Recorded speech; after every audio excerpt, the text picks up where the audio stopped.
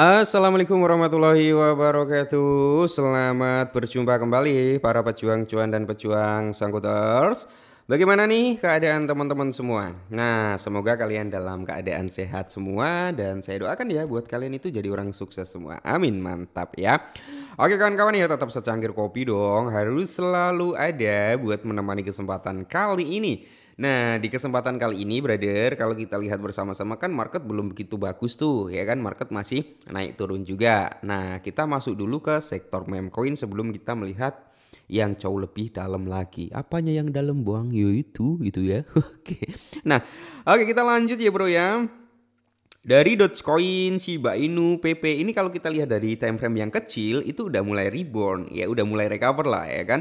Shiba Inu 0,66%, Dogecoin 73%, PP 0,8%, tapi secara time frame daily-nya dia masih cenderung koreksi, Flutcoin aja koreksi sekitar 4,51%. Bong koreksi ya, SPX juga koreksi bro 4%. Jadi secara overallnya merata ya, rata-rata mengalami koreksi semua. Nah, kita langsung lihat bro dari datanya sini dulu, oke? Kita masuk dari Fair and Greed Index, kita overview aja ya, overview di sini. Kita cek bareng-bareng untuk data historicalnya ya kan. Nah, ini udah kelihatan ya bro, dari Fair and Greed Index itu di area 48 turun tuh dari 53 ke 48. Meskipun dalam kondisi netral ini udah mendekati ke panic selling juga gitu bro. Terus kalau kita lihat indeksnya altcoin di area 20 turun juga dari 27 ke 20 lagi ya. Market cap masih bertahan di kepala 3, cuman kan embel-embel di belakangnya turun ya. Nah, untuk crypto ETF net flow-nya ini juga turun bro ya. Net flow daripada ETF turun sekitar 450,6 juta US dollar dalam 30 hari terakhir. Bitcoin dominance, nah ini tinggi bro di area 0%, Ethereum 0,4% dan yang lainnya itu sekitar 26%. Makanya di sini altcoin rontok. Kenapa? Karena Bitcoin dominance itu naik, price Bitcoin malah turun. Makanya di sini kita bisa melihat altcoin itu rontok ya. Nah, untuk kali ini teman-teman ada yang request, "Bang, tolong bahasin perkembangan Shiba Inu bagaimana?" Oke, kita akan bahas untuk Shiba, Bro.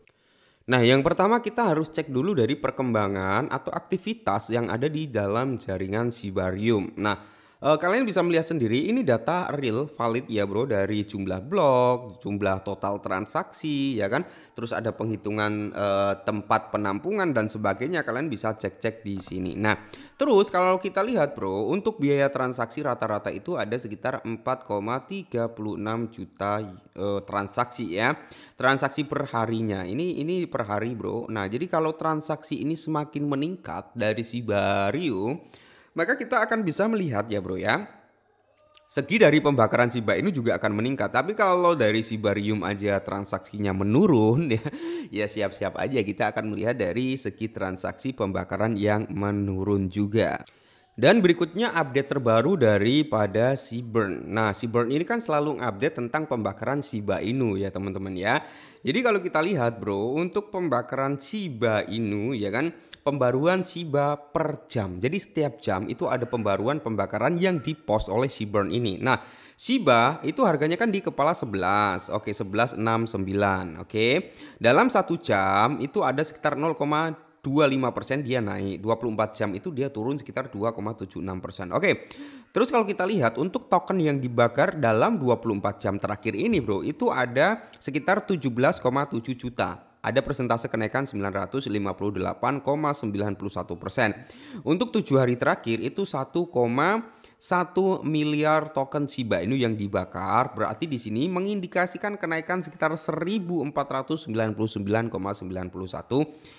Nah, ini data real, teman-teman kalian nanti bisa cek per jam dari Seaburn, yaitu ada gitu ya pembakarannya gitu bro ya.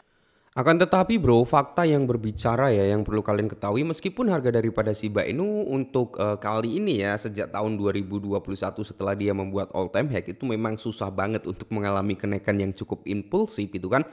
Tapi bisa kalian lihat dari segi holdernya itu meningkat bro. Dari segi holdernya meningkat. Udah di area 1,5 juta something lah ya.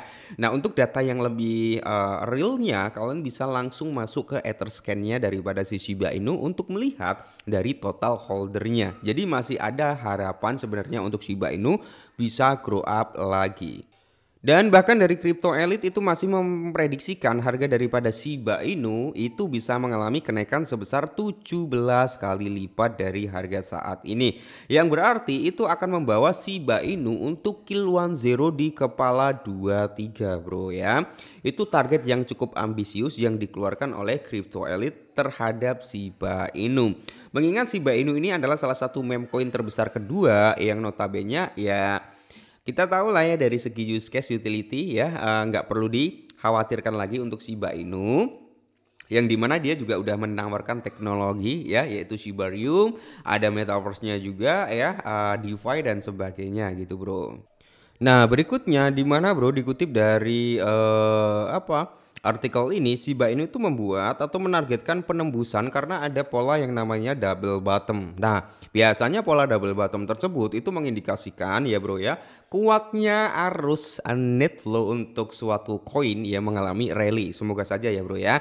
Nah harga daripada Shiba Inu bro untuk saat ini kan udah mulai mengalami penurunan. Nah terus di sini kalau kita lihat langsung secara real gambarnya seperti ini bro ya. Jadi di sini kalau kita lihat bro, untuk Shiba Inu sendiri setelah dia membuat pola continuation ya, mungkinkah dia akan grow up lagi? Dan di sini terindikasi ada yang namanya pola double bottom ya. Double bottom ini diambil ya, itu